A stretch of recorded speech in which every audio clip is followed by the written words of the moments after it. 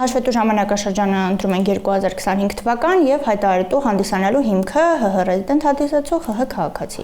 Եկամուտների հայտարարագիրն այս տարի մարդիկ մի այլ տեմպով են սկսել լրացնել։ Ծրագրի ակտիվանալուն հատկապես ուսանողների ծնողներն էին սպասում բուհին վճարած բարձր վարձերից կրթական ծախսի կրեդիտով 100,000 դրամ պետությունից հետ ստանալու համար։ Ովքեր են շտապել ներկայացնել հայտարարագիրը, ՊԵԿ-ը փակագծեր չի բացում։ Շաբաթվա սկզբից բոլորը կարող են լրացնել, ասում են։ Մարտի 2-ից սկսած մինչև այս պահը ներկայացվել է 13,000 հայտարարագիր։ Այս տարվանից ի դեպ հայտարարագիր պետք է լրացնեն երկրի արդեն բոլոր քաղաքացիները բացառությամբ դեկտեմբերի 31-ի դրությամբ անչափահաս անձանց։ Բոլորի մեջ ներառվել են նաև թոշակառուները։ Այստեղ ուշադրություն, որպեսզի տատիկ-պապիկների համար ծրագիրը կարողանա ինքնաշխատ գեներացնի հայտարարագիրը, ՊԵԿ-ն իր տեղեկատվական բազաներից արդեն իսկ լրացրել է սոցիալական բոլոր տիպի աջակցությունները, ներկայացնում է կառույցի թվային նախագծերի վերլուծաբանը։ Ֆիզիկական անձիկ, երբ որ բացեն հայտարարագիրը, աշխատավարձի նման ինքնաշխատ լրացված են լինելու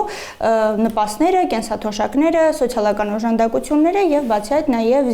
զինծառայողների ապահովագրության հիմնադրամից ստացվող հատուցումները։ Լինի թոշակառուն թե նպաստառուն, եթե էլեկտրոնային ստորագրություն ունի, կարող է ծրագիր մտնել, հաստատել եւ ուղարկել, եթե ոչ, այդ ամենն ավտոմատ նրա փոխարեն ինքնաշխատ եղանակով կարվի։ 2024 թվականի եկամուտների համար անցած տարի ներկայացված ընդհանուր մոտ 936,000 հայտարարագրից 700,000-ը պարզվում է համակարգն է գեներացրել։ Այստեղ սակայն ՊԵԿ-ից զգուշացնում են, եթե ուզում եք օգտվել ուսման կամ առողջապահական ծախսի փոխհատուցման սոցիալական կրեդիտից, պետք է դուք լրացնեք հայտարարագիրը կամ խմբագրեք եւ թվային ստորագրությամբ հաստատեք այն։ Ինչ վերաբերում է լրացվող ֆինանսական ինֆորմացիային, դրանք վերջերս բավական կրճատվեցին, հիշեցնում է հարկայինի մեթոդիստը։ Պարտադիր չի հայտարարագրել, օրինակ ստացվող վարկերի գումարները, դոնորության համար ստացվող եկամուտները,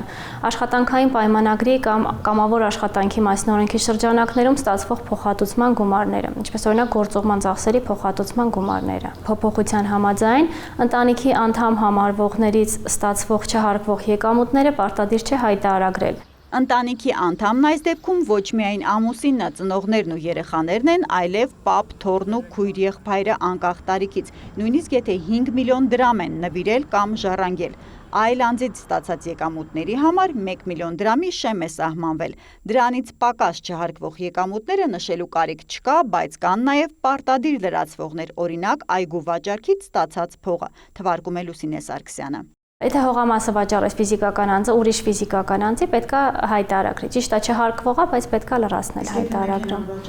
Եթե ֆիզիկական անձը այլ ֆիզիկական անձի ավտոմեքենա կոտարի ու միանվագ ստացվող եկամուտը 1 միլիոն դրամը չի գերազանցի, պարտադիր չի հայտարարագրել։ Բայց եթե 1 միլիոն դրամը գերազանցում է, արդեն ամբողջ գումարը պետք է հայտարարագրել։ Պարզեցում փոփոխություններից անկախ նույնն է մնացել հայտարարագրման վերջնաժամկետը։ Ստացած եկամուտների մասին տեղեկությունը ՊԵԿ-ի էջում պետք է հասցնել լրացնել մինչև նոյեմբերի 1-ը։